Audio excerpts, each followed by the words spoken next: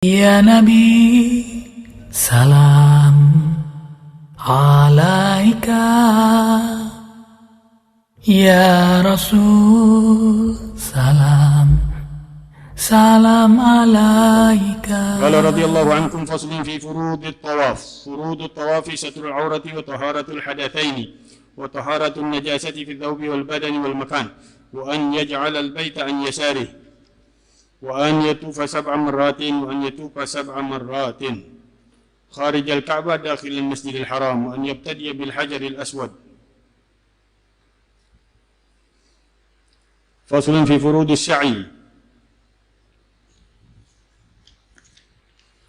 وفروض سعي يبدأ بالصفا في المرة الأولى، وبالمروة في الثانية، وهكذا 7، وأن يكون بعد الطواف ركني أو القدوم بحيث لا يتخلل بينهما الوقوف بعرفة.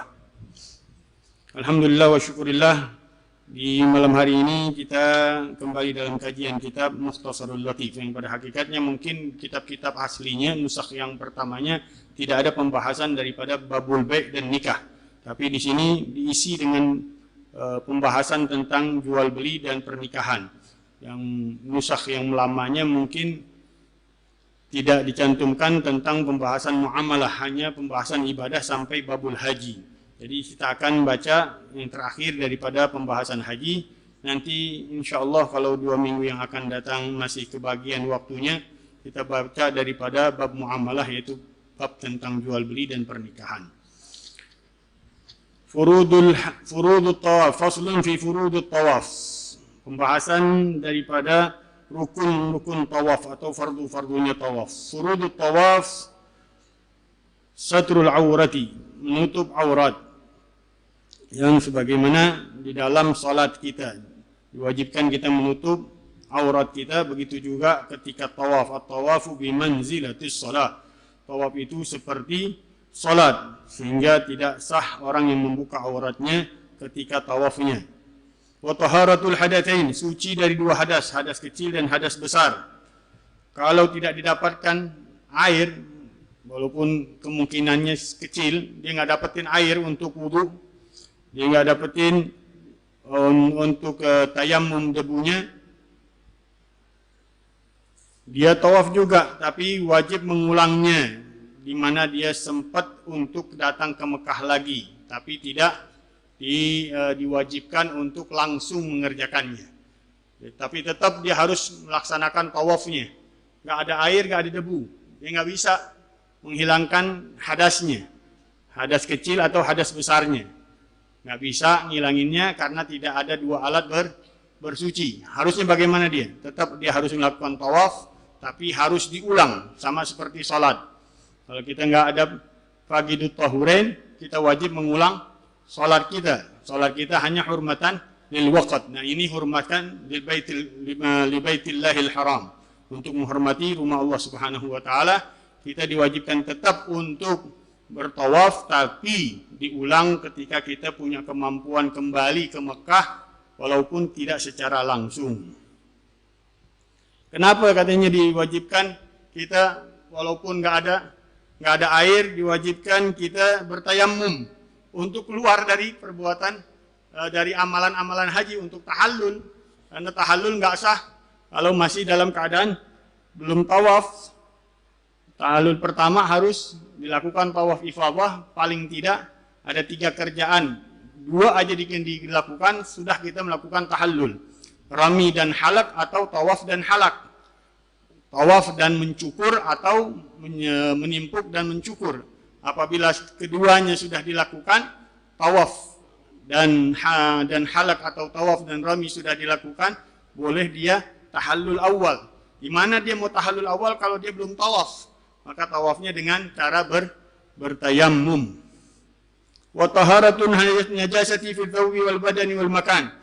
Dan suci pakaiannya, badannya, dan tempatnya. Walaupun dimaafkan sesuatu najis yang sulit untuk dijaga. Seperti apa? Tai burung. Burung lagi berterbangan. Ada yang di sekeliling Ka'bah, di Masjidil Haram, ada burung-burung yang tidak boleh kita sentuh, nggak boleh kita bunuh. Itu dia mengeluarkan kotoran misalkan. kita nggak bisa cegahnya, gimana suruh burung suruh berhenti dengan jangan buang air dulu, anda lagi tawaf. Nggak mungkin, kata ulama. Kalau kedapatan kita kena daripada kotoran, daripada burung tersebut dengan syarat tidak basah. Nah ini lagi susah lagi. Syaratnya nggak basah tai burungnya. Ya mungkin udah kering, kita injak. Dan tidak disengaja nginjeknya. Syaratnya tidak basah dan tidak disengaja. Kalau basah apa? Batal kita tawafnya. Nah, kita harus bersihin dulu, sucikan dulu najisnya, hilangkan dulu najisnya, baru kita tawaf kembali. Kalau kita teruskan nggak sah tawafnya, nggak dihitung. Hitungan tawafnya nggak terhitung.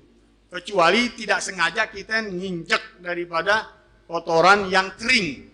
Karena kering di dalam madhab kita, jaf ma'al jaf, tahir bala khilaf. Kering ketemu kering, suci tanpa ada perbedaan perselisihan pendapat ulama. Tapi tetap tidak boleh disengaja, kata ulama. Kalau kita lihat ada tahi burung yang udah kering kita injak sengaja di dalam tawaf kita, nggak sah tawafnya kita. Kemudian wayan yaj'alal baita an yasarihi, dijadikan Ka'bah di sebelah kirinya. Apa hikmahnya? Karena hikmahnya hati kita, jantung kita adanya di sebelah kiri, gitu ulama. Maka lebih cocok dia dekat kepada Ka'bah daripada yang sebelah kanannya. Untuk lebih mendekatkannya kepada Allah Subhanahu wa taala, dia berada di samping daripada rumah Allah Subhanahu wa taala. Putarannya melalui sebelah kirinya, kata ulama. Maka dijadikan rukun sebagai tawaf kita, menjadikan Ka'bah di sebelah kiri kita secara yakin. Nggak boleh kita ragu-ragu. Kalau kita ragu-ragu harus mundur. Kalau kita ragu-ragu, ini kelewatan apa belum ini? Apa namanya batasannya? Tadi geser apa kagak? Kita punya tangan kita, patokannya adalah pundak. Kalau pundak kita bergeser berarti apa? Dia nggak menghadap daripada nggak bersejajar dengan Ka'bah. Maka dia harus mundur dulu untuk mensejajarkan pundaknya dengan Ka'bah tadi. Patokannya kalau pertama kali dari Hajarul Aswad. Kalau di sana udah ada lampu atau garis yang mulai startnya kita tawaf. Mulai startnya kita tawaf yang sejajar dengan Hajarul Aswad. Kalau kita kedorong maju, kemudian sisi ke kiri kita tidak menghadap daripada, tidak sejajar daripada Ka'bah, harus kita berbalik. Kalau kita paksakan terus, kita jalan terus, hitungannya nggak terhitung. Kita ulang, putaran itu nggak terhitung, nggak disahkan. Maka kita harus mengulang putarannya kembali. Harus kita jadikan Ka'bah di sebelah kiri kita, patokannya dengan pundak kita. Kemudian wa an yatuba sab'a marrat. Tawafnya dilakukan sebanyak 7 kali walaupun tidak berurutan. Kalau kita nggak kuat, kita pulang dulu ke hotel kita istirahat di masjid. Boleh, karena nggak disyaratkan untuk berurutan. Afdolnya kita berurutan. Makanya yang paling afdol yang dekat Ka'bah. Walaupun secara otomatis, kata ulama, kalau kita madhab Imam Syafi'i, walaupun ada pendapat Imam Syafi'i yang batal adalah yang disentuh. Yang menyentuh, yang disentuh tidak batal. Al-lamis ghairul malmus. Itu pendapatnya di madhab kita Imam Syafi'i. Tapi sulit untuk menjaga diri supaya nggak tersentuh wanita di dalam tawaf. Pasti aja kena. Nah, makanya boleh, kata ulama, mentaklid Imam Malik yang mengatakan bahwa bersentuhan kulit tidak membatalkan daripada wudu. Ketika tidak membatalkan wudu, maka wudunya harus dengan pakai cara Imam Malik. Dalek, kita harus menggosok anggota tubuh kita dan kita menyeluruhkan basuhan daripada rambut kita. Itu kewajiban rukun wudu di dalam madhabnya Imam Malik. Kalau kita mentaklid Imam Malik dalam hal membatalkan wudu, maka kita juga harus pakai cara berwudunya Imam Malik. Dan itu lebih aman, kata ulama-ulama kita. Kita mentaklid Imam Malik karena sulitnya menjaga diri supaya nggak tersentuh. Kadang-kadang kalau suami istri main dipegang aja tuh istrinya dibawa. Iya, takut istrinya kebawa orang. Dia pegang aja udah, mau nggak mau tahu deh ibadah, yang penting Allah yang maha tahu kata dia. Ada yang begitu, saya ngedapetin begitu soalnya. Kita tawaf dengan orang, dia bilang batal. Udah urusan aneh sama Allah Subhanahu Wa Taala. Ya udah terserah ente. Pakai madhab Imam Malik lebih afdal, tidak membatalkan daripada bersentuhan kulit dengan istri kita, dengan orang perempuan yang lain, kalau kita wudunya dengan cara Imam Malik. Wa an yatufa sab'a marratin, bertawafnya 7 kali. Wa an kharijal Ka'bah, di luar Ka'bah. Ada garis yang dinamakan Syadharwan. Syadharwan di bagian Ruknun Yamani ada garis yang berdekatan dengan Ka'bah. Itu kita harus di luar Syadharwan, nggak boleh masuk ke dalam Syadharwan. Memang saya bilang pembahasan haji ini kalau nggak ke haji nggak bisa, belum bisa kita fokuskan kecuali pakai layar, ada kita kasih gambarannya. Nah, di sekeliling di deretan Rukun Yamani ada garis yang dinamakan batas Syadharwan. Itu nggak boleh kita masuk ke dalam Syadharwannya, harus di luar Syadharwan, di keluar Ka'bah. Tapi apa? Ada garis yang dinamakan Syadharwan, tidak boleh kita masuk ke dalamnya. Kalau kita masuk ke dalamnya, kita nggak boleh teruskan tawafnya, kita mundur dulu supaya tidak dihitung apa yang kita waktu kita masuk ke dalam Syadharwannya. Kita keluar dulu, kita putar di luar Syadharwan, di luar Ka'bah.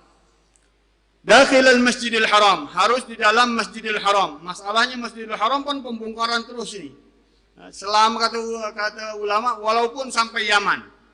Walaupun sampai Yaman bisa diibaratkan oleh Rasulullah, Masjid hada walau ila Sana'a.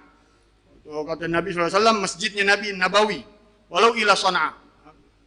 Masih dia kalaupun terjadi perluasan sampai Sana'a, itu tetap dihitung daripada masjidnya Rasulullah SAW berdasarkan hadisnya Rasulullah. Kalau Masjidil Haram ya sesuai dengan yang sekarang, diwakafkannya terus melebar sesuai tempat yang disediakan untuk sebagai Masjidil Haram. Selama dia di Masjidil Haram disahkan. Tapi kalau dia di luar Masjidil Haram tidak disahkan.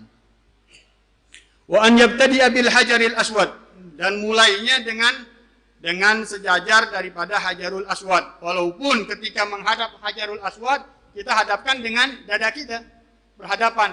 Tapi ketika memulainya kita balik lagi ke asal dan mundur sedikit agar apa? Mangkipnya kita tadi ke sebelah kiri bagian daripada Ka'bahnya. Ketika menghadap Hajarul Aswad, kita menghadap Hajarul Aswad seperti biasa.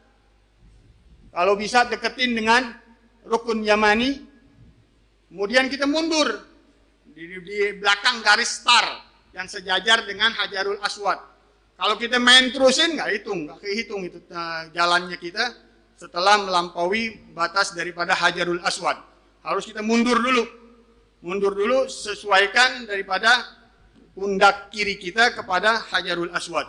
Kemudian kita mulai mengitari Ka'bahnya lagi atau tawaf kembali. Kalau kita main langsung aja nggak dihitung tawafnya kita. Faslun furudus sa'i. Gak kebagian waktunya juga, saya udah berusaha, tapi Allah yang mentakdirkan. Ini masih ada 3 pembahasan di dalam bab haji sampai pembahasan tentang muharramatul hajj, hal-hal yang diharamkan di haji. Mudah-mudahan minggu depan bisa kita selesaikan dan bertepatan dengan ayyamut tasyrik kalau nggak salah ya. Kalau kita minggunya Lebaran, Idul Adha, berarti hari Seninnya ayyamut tasyrik, masih di hari tasyrik 11, 12, 13 ayam Mina, ayam yang penuh barakah dari Rasulullah SAW, yang penuh dengan keutamaan dari Allah Subhanahu wa taala. Mudah-mudahan nanti kita bisa selesaikan